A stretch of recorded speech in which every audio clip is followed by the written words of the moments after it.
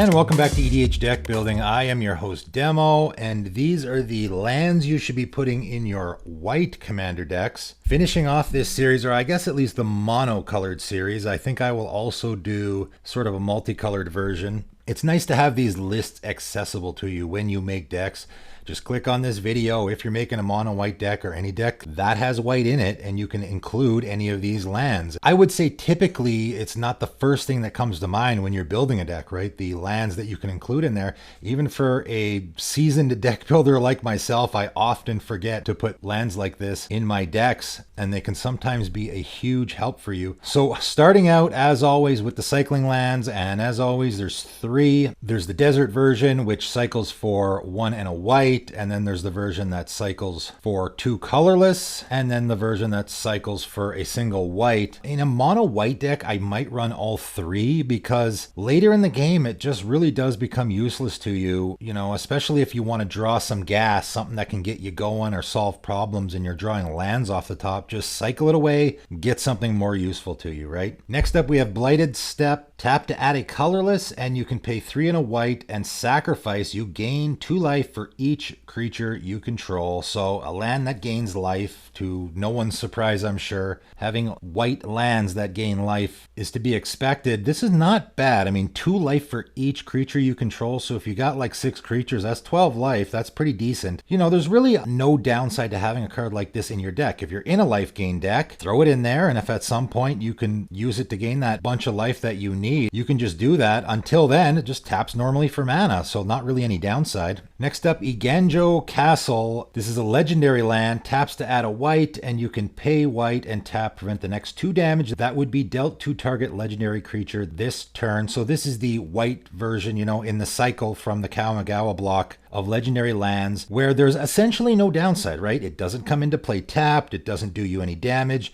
It's just a land that gives you white mana, the mana that you need, and has an added benefit of preventing 2 damage to a legendary creature. And of course, almost every deck is going to have a legendary creature, so this is a very usable ability with almost no downside, right? The downside being it's non-basic, it's legendary, that's about it. So if you can find room for it, it's always great to give consideration for your white decks. Next up, Mistvale Plains, and this one is actually a Plains card, so you can go fetch this with something that'll get a Plains. A lot of cards in white, like Gift of Estates or Endless Horizons, will go get Plains cards, so this is one of the cards you can get with that. Comes into play tapped, but it does add the white mana, of course, because it's a Plains, and you can pay white and tap, put target card from your graveyard on the bottom of your library. Activate only if you control 2 or more white permanents. So the stipulation there is minimal. Controlling 2 white permanents shouldn't be difficult in a deck that's mono white for sure. Even if you got a couple of colors, that shouldn't be that difficult. And that can be a very usable ability, right? Putting a card from your graveyard on the bottom of your library, really great if you have a certain card in your deck that you need badly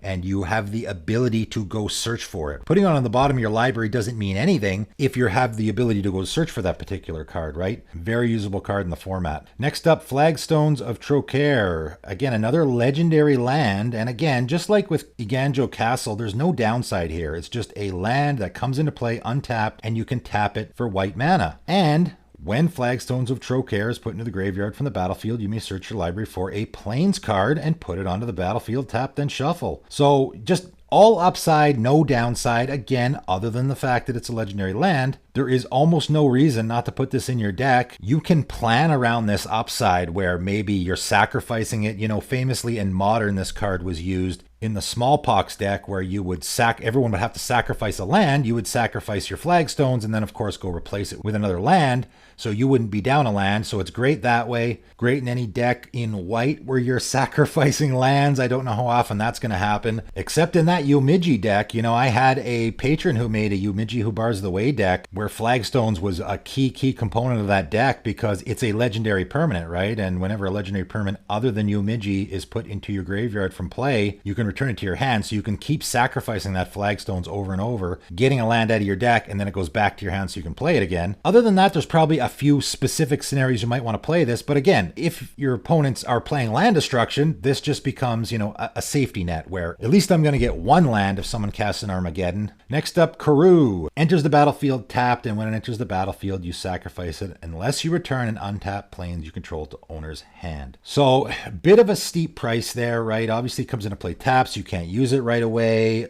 It taps to add a colorless and a white, though, and these lands that tap to add 2 mana can always be great if you have an ability to untap them. You can just put this in any mono white deck, right? We all know white's not the greatest at ramping, and this is sort of a very slow way to ramp. You're returning a land to your hand, so I guess it's not technically ramp, but then you're ensuring you have a land drop the next turn, right? And I think typically in a commander game, as long as you're making your regular land drops every turn, you should be okay. Next up, Castle Ardenvale.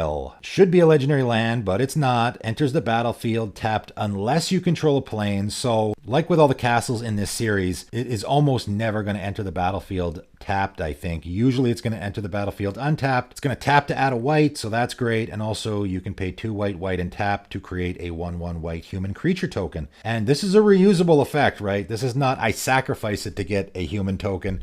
I just pay 4 mana, and every turn I get to put a token into play. That's definitely a very usable ability in a lot of decks. Next up, Cave of the Frost Dragon. If you control 2 or more other lands, Cave of Frost Dragon enters the battlefield tapped. So this is more likely to enter the battlefield tapped, right? If you control 2 or more other lands. I suppose getting it out early and not having it tapped is going to be really handy, so maybe in a way this could be better. The downside's minimal, though. It's not guaranteed to enter the battlefield tapped. There is a chance it enters untapped, which is good. Taps to add a white, and you can pay 4 and a white. Cave of the Frost Dragon becomes a 3/4 white dragon creature token with flying until end of turn. It's still a land, so that's pretty good. And I mean, a 3/4 dragon with flying, that's pretty darn good. That's formidable. Has evasion. That can always be handy as well, right? Next up, Forbidding Watchtower. Enters the battlefield tapped and taps to add a white, and you can pay 1 and a white. Forbidding Watchtower becomes a 1/5 white soldier creatures token. Until end of turn, it's still a land. So again, another man land, if that's the kind of thing you're looking for.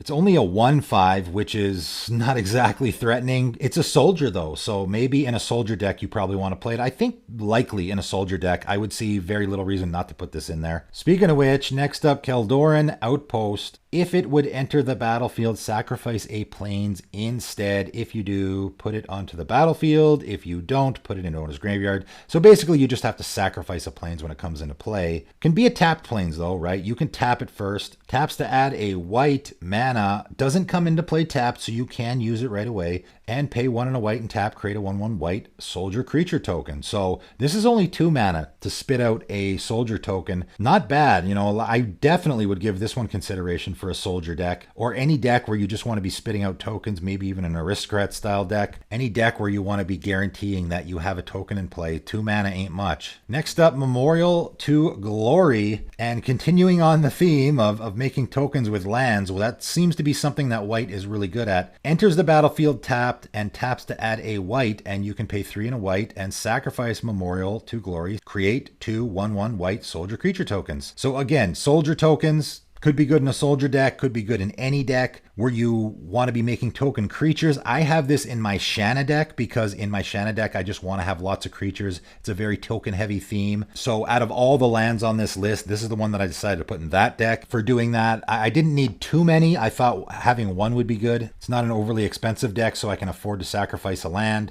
And after you make all these soldier tokens, you can throw Daru Encampment in there. It taps to add a colorless, and you can pay white and tap target soldier creature gets +1/+1 until end of turn. And again, you can use this in any deck where you're playing soldier tribal, obviously, but also, my commander's a soldier. Even if you're not playing soldier tribal and your commander is a soldier in white, giving your commander +1/+1, nothing wrong with that, right? If you can find room for it. Next up, Windbrisk Heights. Taps to add a white and has Hideaway. When it enters the battlefield, of course, you look at the top 4 cards of your library, you exile 1 face down and put the rest on the bottom of your library, and then you can pay a white and tap, play the exiled card without paying its mana cost if you attacked with 3 or more creatures this turn. So this is the one out of the Hideaway cycle of lands. I think Mosswort Bridge, I would say, is the one I've seen the most in a commander game. This one's probably the one I've seen the second most. It definitely is not that difficult to activate that ability. Attack with 3 or more creatures in a turn. A lot of white decks are attacking. Even an Edgar Markov deck, it's going to be really easy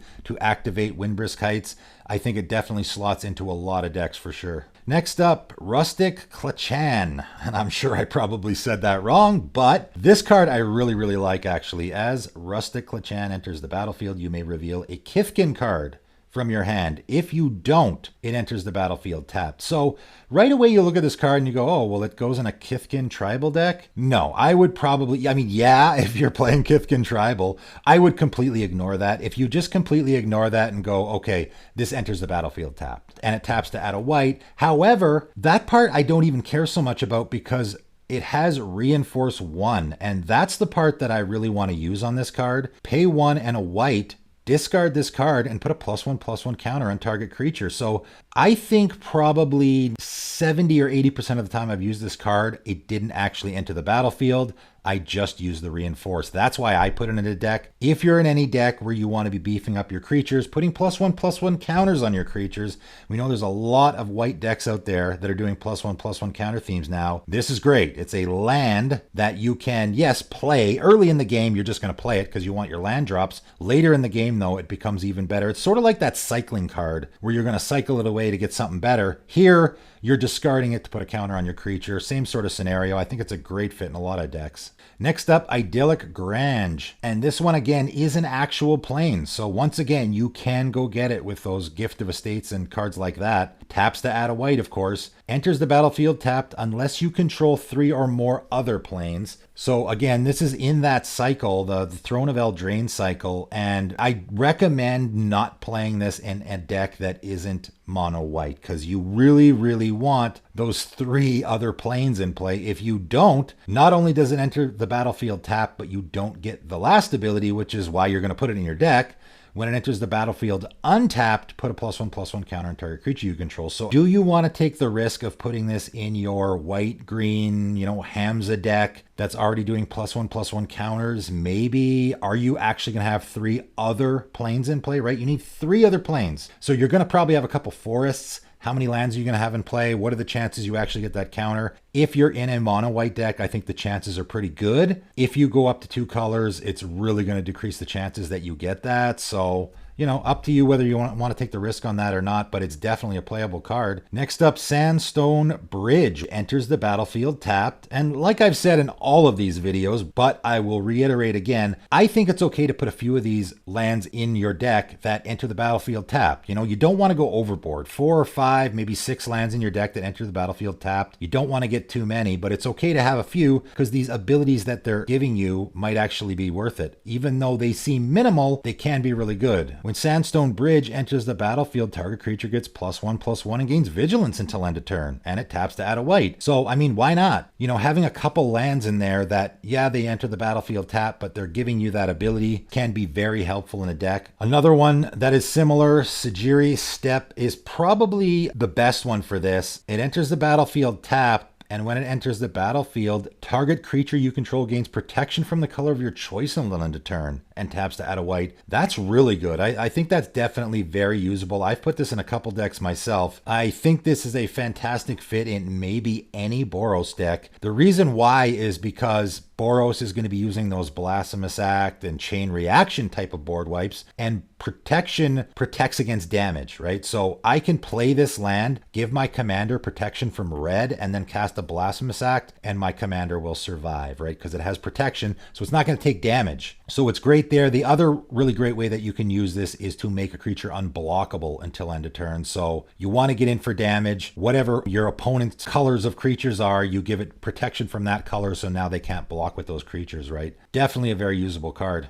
Next up, Shefet Dunes. This one's a desert. It taps to add a colorless, but you can also tap and pay 1 life to add a white. And I really like that. There's a whole cycle of these deserts where, you have that colorless option. If you're getting low on life, or if you just don't need the colored mana, why bother paying the life, right? But if you need that white mana option, it is there for you. I really like that a lot. And then you can pay 2 white, and tap, sacrifice a desert. So can be Shefet Dunes itself or another desert. Creatures you control get +1/+1 until end of turn. Activate only as a sorcery. Very usable ability. You know, this can go in a lot of decks. I really, really think I'm going to start putting this in decks. This is one of the cards that, you know, when I'm doing this list, I never put this in a deck before, and I'm looking at it and I'm going, man, why haven't I? There is almost no downside here, right? It comes into play untapped. You can tap it and lose no life, or if you really need the white mana, you can pay the life. And then at some point later in the game, you just sacrifice it to give your whole team +1/+1 until end of turn. Pretty fantastic in any deck where you're, you know, relatively creature heavy, I think. Next up, and I'm sure everyone's very familiar with this one, it's Serra's Sanctum. Legendary land, and you tap to add a white for each enchantment you control. So pretty self-explanatory where you put this card. You know, this to me, if I was making a list of the best land cards in the format, which, you know, I would never do because that's so subjective, this to me wouldn't be on there, right? It wouldn't be even close because yes, it's really, really good in an enchantment deck and completely useless in most other decks, right? In most other decks, you're going to have what? One enchantment, maybe two. And if you have no enchantments, it doesn't tap for any mana at all, right? That's, you got to be careful with this. This is obviously a very expensive card. It can be a very good card, but only I think specifically goes in an enchantment tribal deck where you're going to guaranteed be having lots of those. I really wouldn't bother putting it in anything else. Speaking of enchantment tribal, Hall of Heliod's Generosity, another legendary land, taps to add a colorless, and you can pay 1 and a white and tap to put target enchantment card from your graveyard on top of your library. So this is essentially the Volross stronghold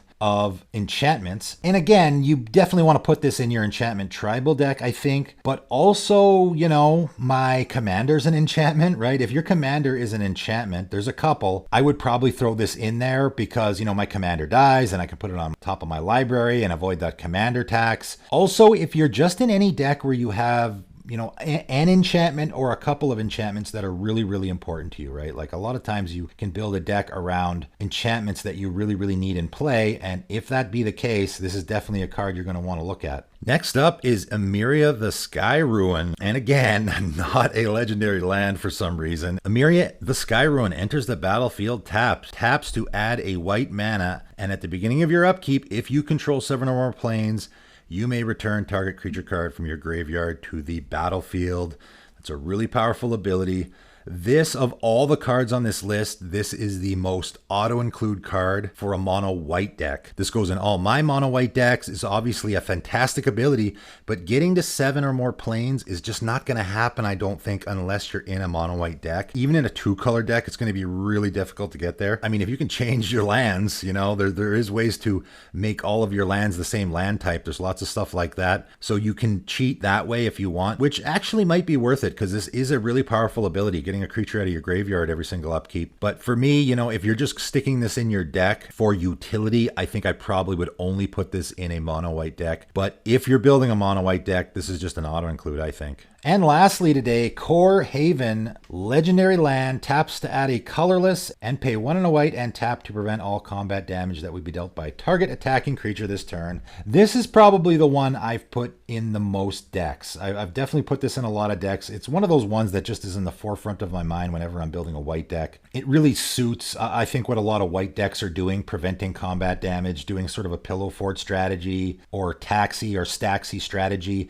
This just fits in so many white strategies. That's why I think it fits in so many decks. It's definitely a fantastic card in the format, and you know, one of those cards that if you can afford to buy one can just slot very easily into a lot of decks, I think, and it's always going to be good. It's very similar to a Maze of Ith, but also taps for mana, right? The tough thing about Maze of Ith is it doesn't tap for mana, so it really doesn't count as a land in your deck. Takes up a land drop though, so it can be bad that way. It kind of sucks when you make a land drop and then that land doesn't tap for mana. Core Haven, you don't have to worry about that, right? And that is all for today. That is lands that you should or could be putting in your white commander decks, right? These are just options for you. If you're making a mono white deck or any deck with white as its color identity, these lands are all options for you to give consideration to. But that is it for today, and thanks for tuning in.